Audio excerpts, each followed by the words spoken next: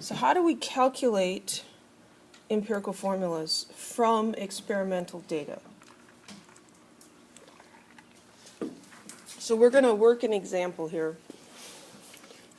The example is that a gaseous compound containing carbon and hydrogen was analyzed and found to consist of 83.65% carbon by mass, and they want us to determine the empirical formula of the compound.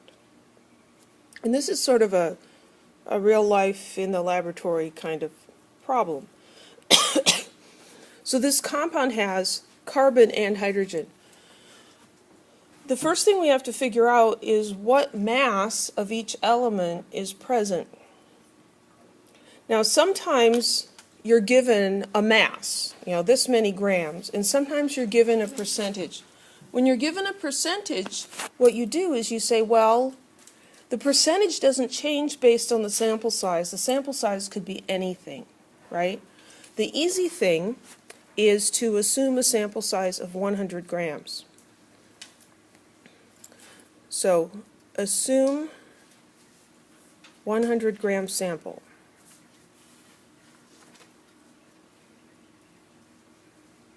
So we're given a percentage. The carbon is 83.65%. What's 83.65% of 100? It's just 83.65.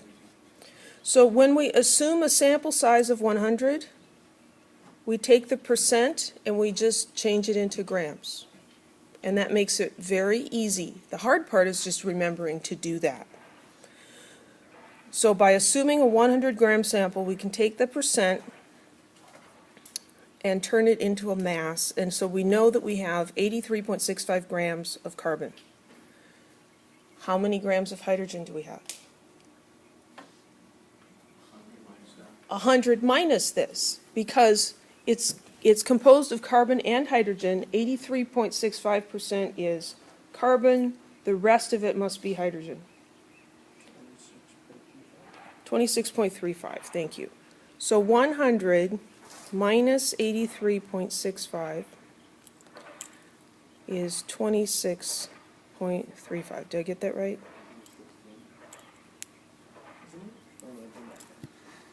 No, it's 16.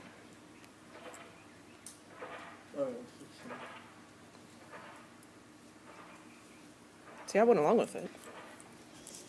Let's just double check that. 100 minus 83.65. Yeah, 16.35. It's good to do stuff in your head, but then checking with the calculator is always a good idea too. So now we've got the mass in grams of each sample.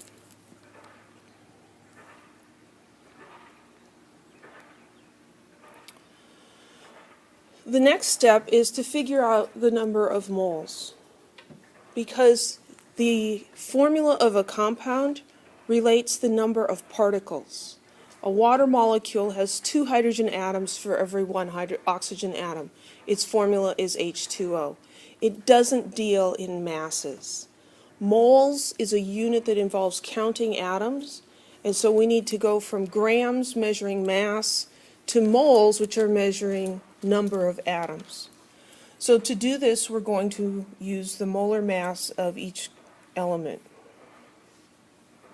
So the molar mass of carbon is 12.01, and our units are going to tell us what to do. We want to divide by grams and multiply. We want to multiply by moles. So we put 12.01 in here. We get 83.65 divided by 12.01. And I'm going to get 6.965 moles of carbon. This is a sort of calculation where if you round things off too much, you're probably going to end up with the wrong answer. All the significant figures are going to end, we're going to end up with whole numbers in the end. So if you are willing to carry along all the digits that your calculator gives you, that is absolutely fine. That is preferable to rounding things off. You do not want to round this number off to 7, because it should have 4 significant digits. So then we've got our hydrogen. Again, grams on the bottom, moles on the top. Hydrogen is 1.008.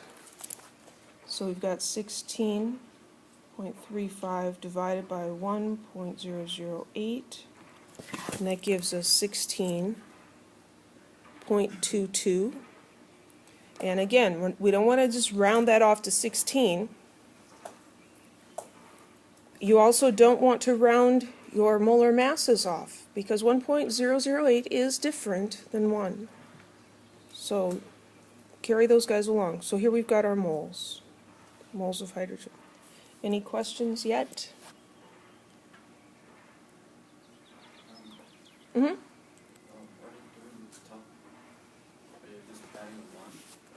Oh, with the moles? If you want a number in there, it would be 1.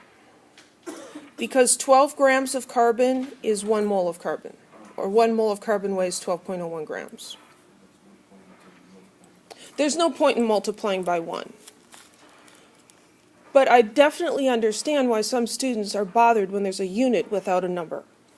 You know, it's like, wait a minute, there's supposed to be a number there. Well, we can put a number there, but it's the number 1, and so whether we write it or not, it doesn't really matter. But if you feel better putting numbers there, by all means, put the number there. It's a good question. Thank you. Any other questions? The next step, we need to find the ratio of the moles. And we need those to end up to be whole numbers, right? We don't see formulas that are C 6.965, H 16.22. We see numbers like C 7, H 14 or something like that, with whole numbers. So what we do here is we look at the moles that we've gotten, we find the one that's the smallest, and we're going to divide all of the moles by the smallest one. This example has 2 elements. Sometimes there's 3 or 4 or 5 or 7 different elements. So 6.965 is the smallest number. So I'm going to divide this by 6.965. which obviously is going to give us exactly 1. And I'm going to divide this one, not 16, divide this one by 6.965. And 16.22 divided by 6.965. That gives 2.329. That tells me that the ratio of hydrogens to carbons is 2.329. That's not a whole number, and it's not close enough to a whole number that we can just round it off to 2. You could round it off, but you're going to end up with the wrong formula. The correct answer is not CH2. So what do? Well, we just need to multiply.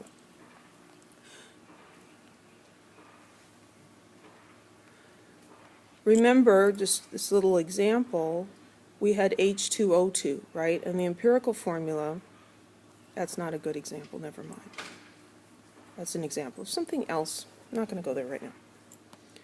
So what we're going to do, if you are familiar with decimal equivalents of fractions, you can look at this and say 0.329, that's really close to 0.33, which is a third. If I multiply this by 3, I'm going to get a whole number. If you don't recognize that, then we use what I call the trial and error method, and you start with 2, and if that doesn't work, you multiply by 3 and 4 and 5, and you rarely have to go that far. So we'll use the trial and error method. If we multiply one, we have to multiply the other because this is a ratio, and we need to keep the ratio the same. So let's try multiplying this by 2 to see what we get. 2.329 times 2 gives us 4.658. Well, that's even farther from being a whole number. 0.6 is more in the middle between 4 and 5 than 0.3 was between 2 and 3, so that's no good. So that didn't work out. So then let's try 3. We'll multiply by 3 and see what happens. 2.329 times 3. 6.987. That is very close to 7. So we can round that and call that, that's approximately 7. That's a whole number. If we multiply the mole ratio for hydrogen by 3, we have to multiply the one for carbon by 3, and we end up with 3.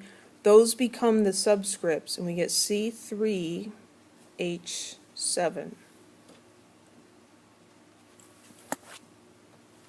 Now, if you take those beautiful whole numbers, if you take 7 and divide by 3, you get 2.333, which is very close to this original ratio that we had.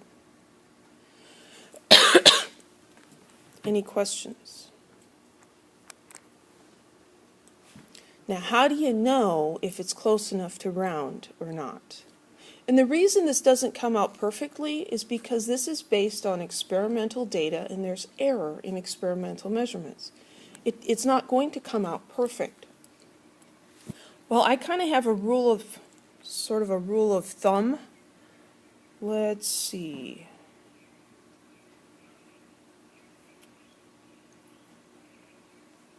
I'm just going to make some space.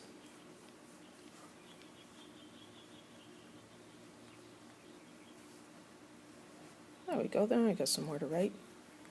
My general rule of thumb, like for this guy down here, is it close enough to round? Well, let's take the difference between that and the nearest whole number. How far is it from the nearest whole number? Well, the nearest whole number is 2, right? We're asking ourselves, can we round that to 2? So we're going to subtract 2, and the difference is 0.329.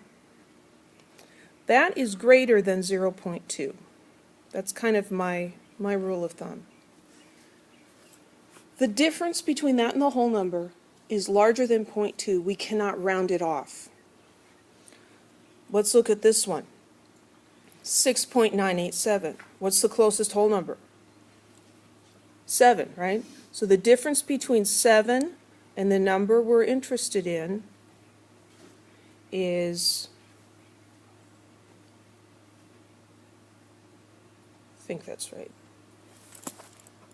7 minus 6.98. Yeah, I did it right.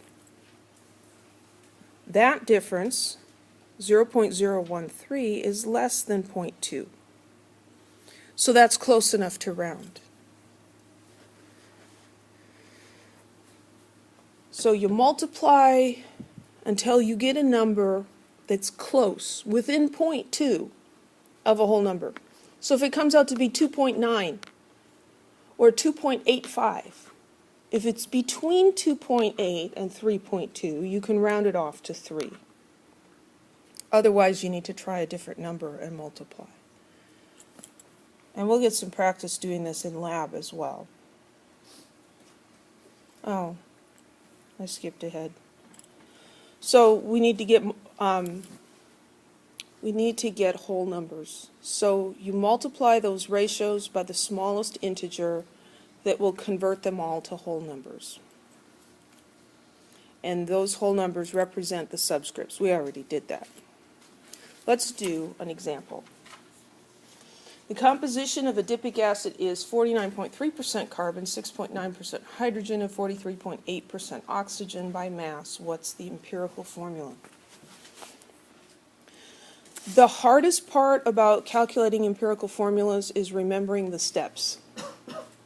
Remembering what to do. The individual steps are not that hard. It's just multiplication and division, and nothing even with scientific notation or anything.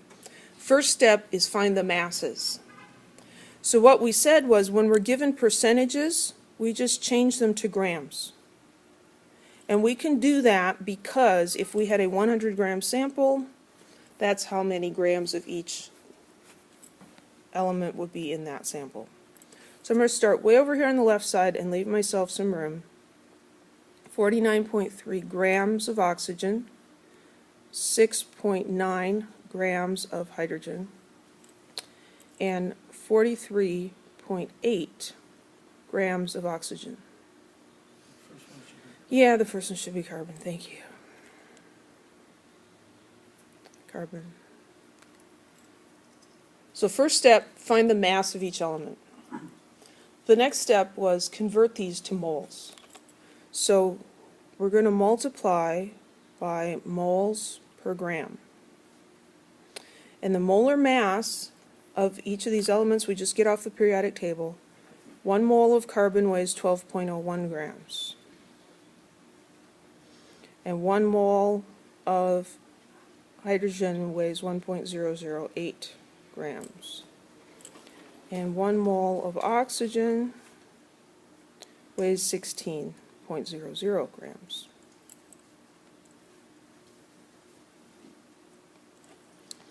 So we set those up and then we calculate them. 49.3 divided by 12.01. 4.1049. Now I went a little farther than the 3 sig figs, but that's okay. It's better. 6.9 divided by 1.008. 6.845. 43.8 divided by 16. 2.7375.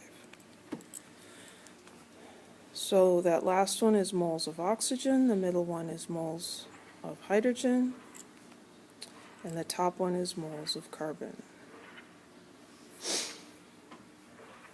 So now we have the number of moles of each element in the sample. We need to figure out what the whole number ratio of these is. And the simplest way to do that is to divide all of them by the smallest. So the smallest is the 2.7. And so one of them always ends up being exactly 1. The ratio of oxygen to oxygen is 1 to 1. It kind of has to be. So we'll divide this one by 2.7375. 6.845 divided by 2.7375. I'm getting 2.392. And this guy up here, divide by 2.7375, 4.1049 divided by 2.7375. So it comes out to 1.4995. Can we round either of those top 2 numbers? No, we can't. The first one is 0.4995 from the nearest whole number. The second one, 2.392, is 0.392 from the nearest whole number. Both of those are too far in the middle. We need to multiply them. So let's multiply by 2 and see what happens. So 1.4995 times 2. That gives me, I don't really have room here, 2.999. Okay, so that's 3. And 2.392, oops, I got the wrong number, 2.392 times 2 equals 4.784. Oh, that one's not looking good. And this one times 2, oops, I forgot the times 2 there, is going to give us 2. Can we round 4.784 up to 5? No, it's just a little too far away.